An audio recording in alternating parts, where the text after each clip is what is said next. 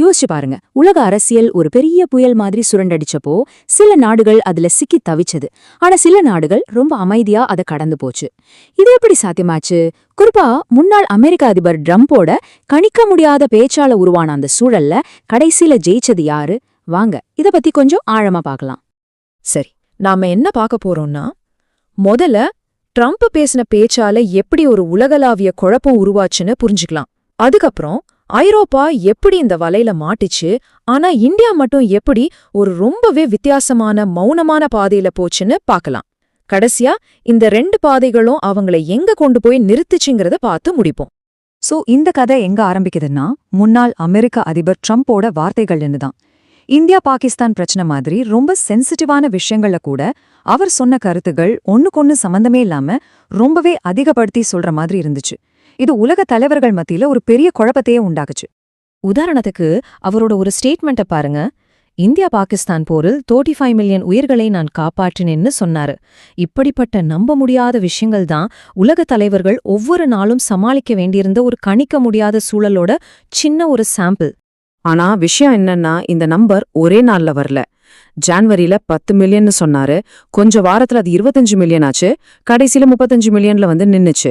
இப்படி உண்மைக்கு சம்பந்தமே இல்லாம எண்கள் மாறிட்டே இருந்தா கூட இருக்கிற நாடுகள் எப்படி நம்பும்? அவங்களுக்கு இது பெரிய தலைவலியா இருந்துச்சு. இது ஒண்ணு மட்டும் இல்ல, சுட்டு வீழ்த்தப்பட்ட போர் விமானங்கள் விஷயத்திலயும் இதே கதை தான். முதல்ல 5 ஜெட்னு சொன்னாரு, அப்புறம் கொஞ்ச மாசத்திலேயே அது 11 ஆகிடுச்சு. இப்படி அவர் சொல்ல சொல்ல அவரோட வார்த்தை மேல இருந்த நம்பிக்கையும் கொஞ்சம் கொஞ்சமா குறைஞ்சுக்கிட்டே போச்சு. சரி, இந்த கணிக்க முடியாத பேச்சால யார் ரொம்ப பாதிக்கப்பட்டாங்கன்னு பாத்தீங்கன்னா, அமெரிக்காவோட நீண்டகால நண்பர்களான ஐரோப்பிய நாடுகள் தான். ஆரம்பத்துல அவங்க ட்ரம்ப் கூட சேர்ந்து போலான்னு நினைச்சாங்க. ஆனா அவங்க போட்ட கணக்கு தப்பா போயிடுச்சு. அவங்க நம்பின வியூகமே அவங்களுக்கு எதிரா திரும்பிடுச்சு. கொஞ்ச நாளைக்கு முன்னாடி வரைக்கும் இதே ஐரோப்பிய நாடுகள் தான் இந்தியா மேல தடைகளை விதிக்கணும்னு அமெரிக்கா கிட்ட சொல்லிட்டு இருந்தாங்க. ஆனா பாருங்க, கொஞ்ச நாள்லயே சீன் அப்படியே ரிவர்ஸ். அடேங்கப்பா, அடுத்த டார்கெட் நாமளா இருக்குமோன்னு அவங்களுக்கே ஒரு பயம் வந்துருச்சு. ஐரோப்பாவோட நிலைமைக்கு நம்ம புராணத்துல ஒரு நல்ல உதாரணம் இருக்கு. பஸ்மாசுரன் கதை தெரியும் இல்லையா? யாரு வரம் கொடுத்தாங்களோ அவங்களே அழிக்க போனான், கடைசியில தனக்குத்தானே அழிவை தேடிக்கிட்டான். அதே மாதிரிதான் இவங்களும் யார நம்புனாங்களோ அந்த சக்தியே அவங்கள பயமுறுத்த ஆரம்பிச்சிடுச்சு. எப்போ உங்களுக்கு இந்த ஷாக் அடிச்சதுன்னா, ட்ரம்ப் கிரீன்லாண்ட வாங்க போறேன்னு சொன்னப்போவும், பிரான்ஸ் அதிபரோட பர்சனல் பேச்சுவார்த்தை வெளியில கசிஞ்சதா செய்தி வந்தப்போவும் தான்.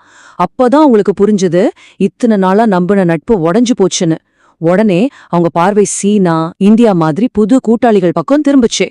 ஒரு பக்கம் ஐரோப்பா இப்படி பதட்டத்துல தவிச்சிட்டு இருந்தப்போ இந்தியா என்ன பண்ணுச்சு தெரியுமா? அவங்க ஒரு ரொம்பவே வித்தியாசமான வழியை தேர்ந்தெடுத்தாங்க. அது என்னன்னா மௌனம். ஆனா இது சும்மா வாய் மூடிட்டு இருக்கிறது இல்ல, இது ஒரு நல்ல பிளான் பண்ணின ராஜதந்திரம். இந்தியா ஃபாலோ பண்ண இந்த பாலிசிக்கு பேரு தான் மத்திய மார்க். சிம்பிளா சொல்லணும்னா நடுவுல நிக்கிறது, யாரு பக்கமும் சாயாம எல்லார்கிட்டயும் பேசுறதுக்கு தயாரா இருக்கிறது. அந்த கஷ்டமான நேரத்துல இதுதான் இந்தியாவோட ஃபாரின் பாலிசியோட அடிநாதமா இருந்துச்சு. இது வெறும் பேச்சுல மட்டும் இல்ல, செயல்லையும் காட்டினாங்க. ரஷ்யா உக்ரைன் சண்டே ஆகட்டும், இஸ்ரேல் காசா பிரச்சனையா இருக்கட்டும், எல்லாத்துலயும் இந்தியா ஒரே ஸ்டாண்ட் தான். 2 பக்கமும் பேசி ஒரு சமாதானத்துக்கு வரணுங்கிறது தான் உங்களோட நோக்கமா இருந்துச்சு. உலகத்துல மத்தவங்கெல்லாம் சண்டைய பத்தியும் போர பத்தியும் பேசிட்டு இருந்தப்போ இந்தியாவோட மெசேஜ் ரொம்பவே தெளிவா உறுதியா இருந்துச்சு. இது ராஜதந்திரம், உரையாடல் மற்றும் அமைதிக்கான நேரம். இந்த அமைதியான ஆனா ஆழமான குரல் தான் அந்த சத்தமான உலகத்துல இந்தியாவை தனியா காமிச்சது. சரி, இப்போ கேள்வி என்னன்னா, இந்த 2 அலகலக வழிகளோட முடிவு என்ன ஆச்சு? சிம்பிளா சொல்லணும்னா, இந்தியாவோட அமைதி ஜெயிச்சது. இந்தியா ரொம்ப ஸ்டேபிளா இருக்கிறத பார்த்து குழப்பமான இந்த உலகமே இந்தியாவை ஒரு நம்பகமான பார்ட்னரா பார்க்க ஆரம்பிச்சது. இதுக்கு ஆதாரம் வேணுமா? நம்பர்ஸ பாருங்க. நம்ப முடியுதா? ஒரே வருஷத்துல $135 பில்லியன் முதலீடு இந்தியாவுக்கு வந்திருக்கு. இன்வெஸ்டர்ஸ் என்ன சொல்ல வராங்கன்னா, எங்களுக்கு குழப்பம் வேணாம், ஸ்டெபிலிட்டி தான் வேணும். அந்த ஸ்டெபிலிட்டி இந்தியால இருக்குன்னு அவங்க நம்பினாங்க. இந்த நம்பிக்கையை வச்சுதான் இந்தியா தன்னோட அடுத்த பெரிய டார்கெட்டை செட் பண்ணிருக்கு. $35 ட்ரில்லியன் பொருளாதாரம். இது சும்மா ஒரு நம்பர் இல்ல, உலக லெவல்ல ஒரு லீடரா வர்றதுக்கு இந்தியா தயாரா இருக்குன்னு சொல்றதுக்கான ஒரு அடையாளம் இது. ஞாபகம் இருக்கா? முன்னாடி இந்தியாவை குறை சொல்லிட்டு இருந்த அதே ஐரோப்பிய நாடுகள், பிரான்ஸ், கனடா, இப்போ என்ன சொல்றாங்க தெரியுமா? இந்தியா ஒரு நம்பகமான நண்பன் மற்றும் கூட்டாளின்னு சொல்றாங்க. இது சும்மா ஒரு பாராட்டு இல்ல, இதுதான் இப்போ இருக்கிற உலகத்தோட புது நிஜம். சோ கடைசியா நாம ஒரு முக்கியமான கேள்விக்கிட்ட வரோம். இவ்ளோ சத்தம் நிறைஞ்ச இந்த உலகத்துல ஒருவேளை அதிகாரத்தோட புதுமொழி நாம நல்ல பிளான் பண்ணி கடைபிடிக்கிற மௌனமா இருக்குமோ? யோசிச்சு பாருங்க.